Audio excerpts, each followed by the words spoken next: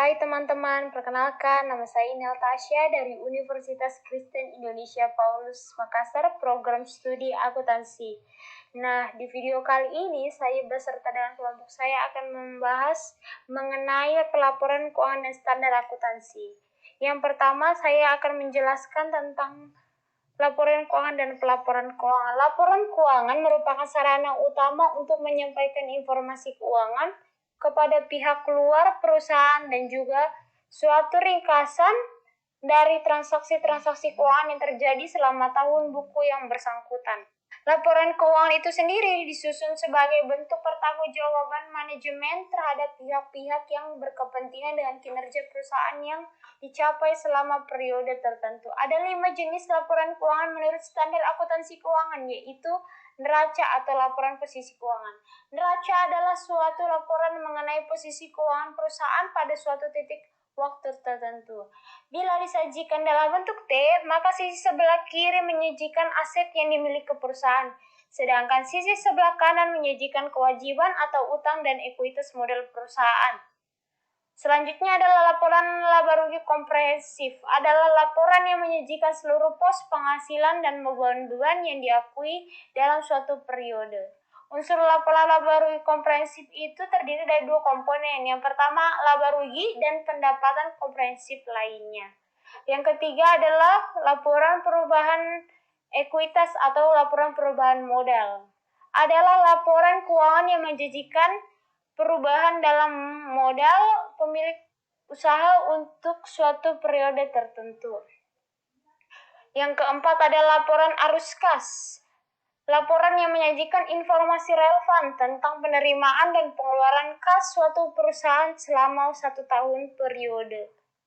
Selanjutnya, yang terakhir ada catatan atas laporan keuangan, atau bisa disebut dengan Notes to the Financial Statement, berisi penjelasan kebijakan akuntansi dan informasi penting lainnya.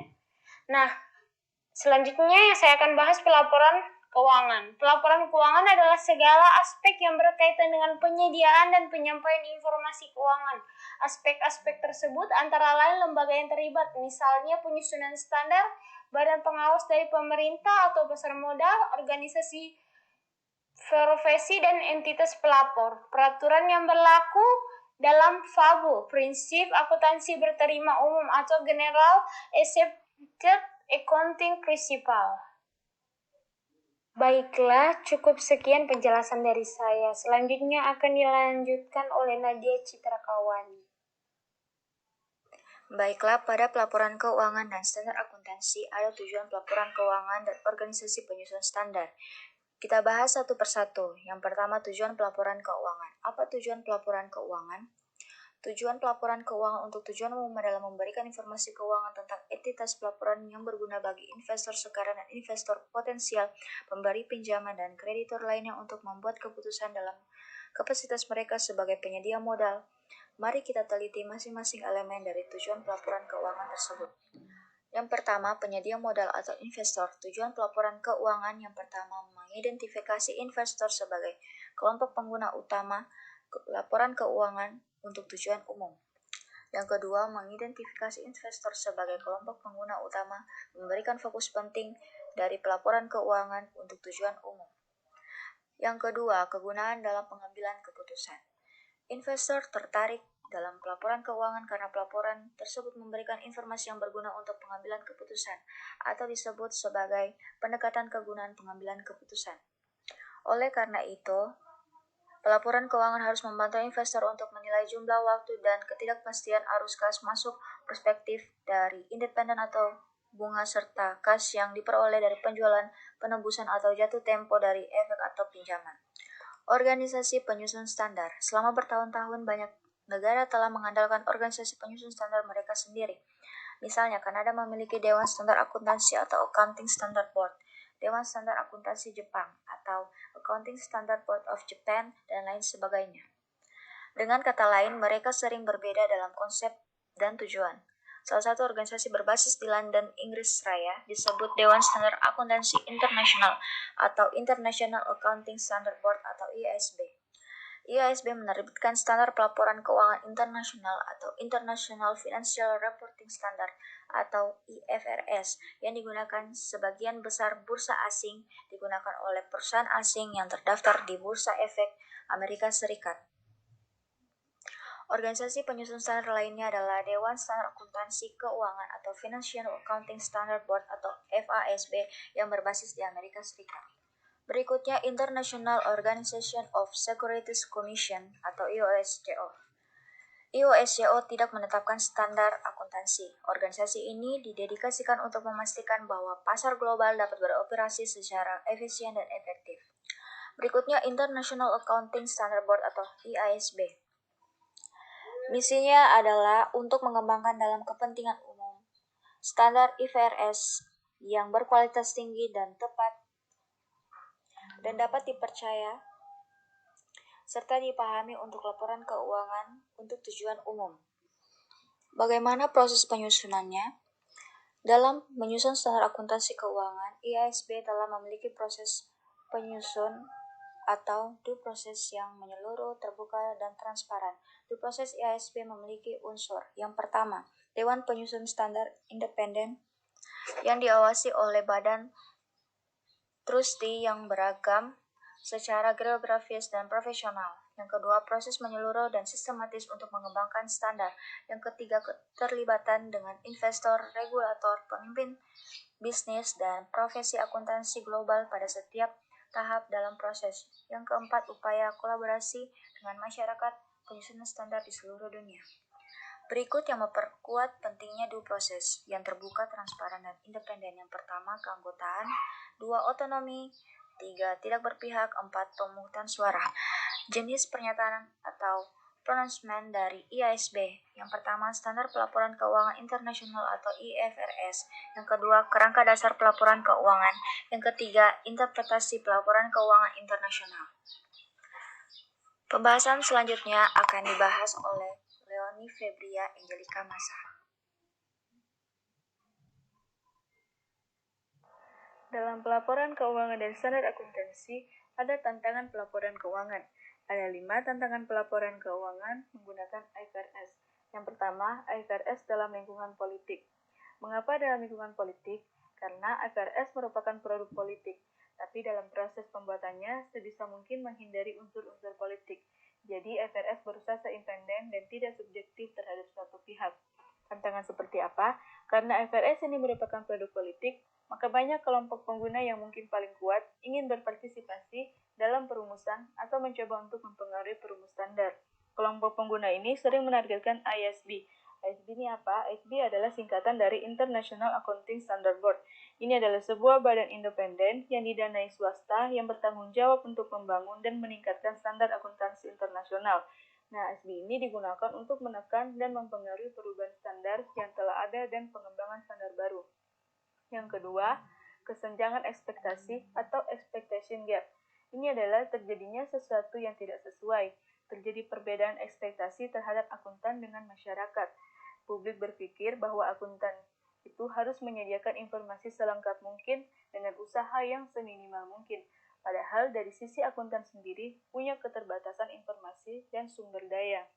Yang ketiga, masalah pelaporan keuangan yang signifikan. Masalah pelaporan keuangan yang signifikan ini seperti pengukuran dan keuangan. Tantangannya tidak mampu menyediakan beberapa pengukuran kinerja. Lalu informasi berwawasan ke depan, seperti tidak mampu memberikan informasi berwawasan ke depan. Lalu aset lunak. Aset lunak tidak mampu memberikan informasi tentang aset lunak. Dan yang terakhir, ketepatan waktu. Sedikit atau tidak sama sekali informasi laporan keuangan yang tersedia tepat waktu. Yang keempat, etika dalam lingkungan akuntansi keuangan. Misalnya, perusahaan yang melihat atau tujuannya itu melihat ke profit yang besar, memaksimalkan tenaga kerja. Mau tidak mau, akuntan harus ditekan untuk menyediakan laporan keuangan yang diinginkan oleh manajemen. Dan IFRS ini belum sepenuhnya memberikan solusi atas masalah-masalah yang dihadapi oleh akuntan. Yang terakhir adalah konvergensi internasional. Nah, seperti dalam suatu negara itu, dalam melakukan program keuangan, dalam konvergensi ini sedang menuju ke laporan keuangan yang berstandar internasional dan berkualitas tinggi. Nah, Konvergensi ini memiliki kemungkinan-kemungkinan yang tidak sesuai dengan standar akuntan. Nah, pembahasan selanjutnya akan dilanjutkan oleh Ai Yenisima.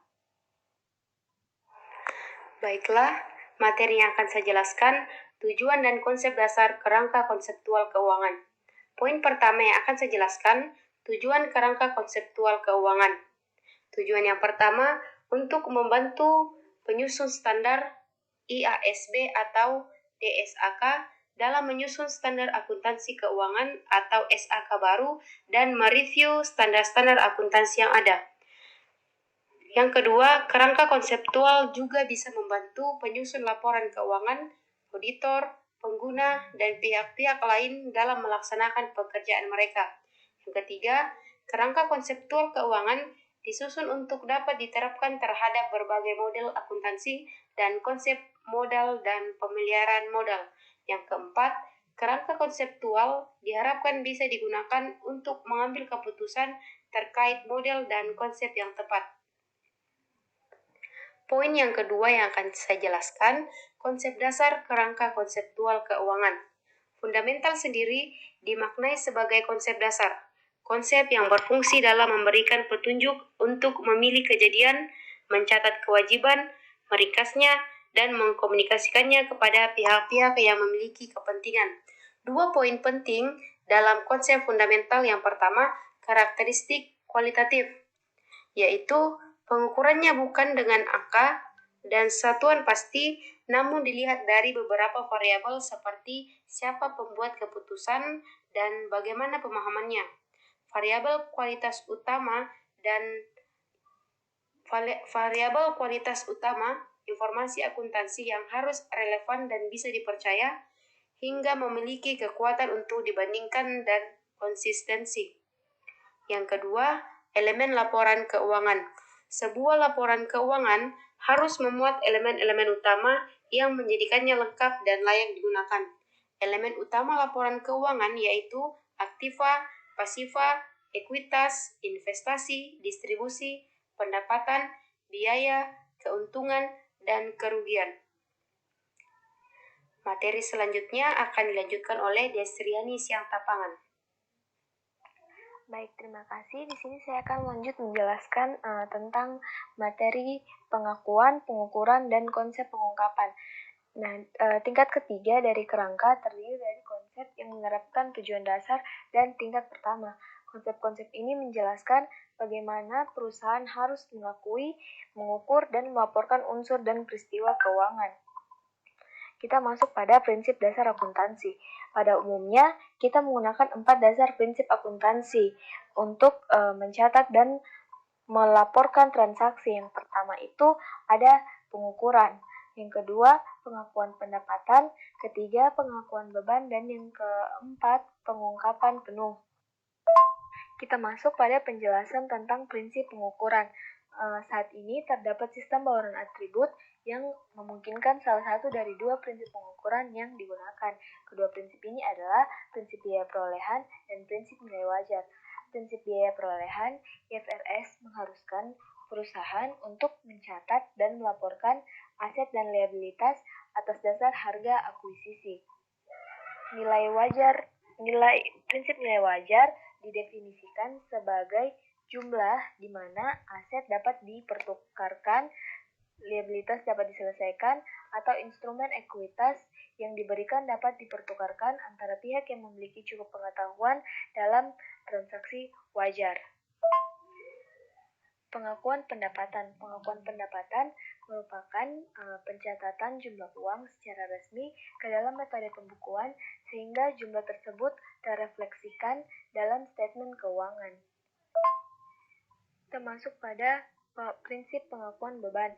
Beban didefinisikan sebagai arus keluar atau penggunaan lain dari aset atau munculnya liabilitas atau gabungan keduanya selama periode sebagai akibat dari pengiriman atau produksi barang dan atau penyediaan jasa. Pengakuan beban terkait dengan perubahan neto dalam aset dan perolehan pendapatan. Kita masuk pada prinsip dasar akuntansi yang paling terakhir, yaitu prinsip pengungkapan penuh. Dalam menentukan informasi apa saja yang dilaporkan, perusahaan itu mengikuti praktik umum dalam memberikan informasi yang cukup penting untuk memengaruhi penilaian dan keputusan dari pengguna yang diinformasikan.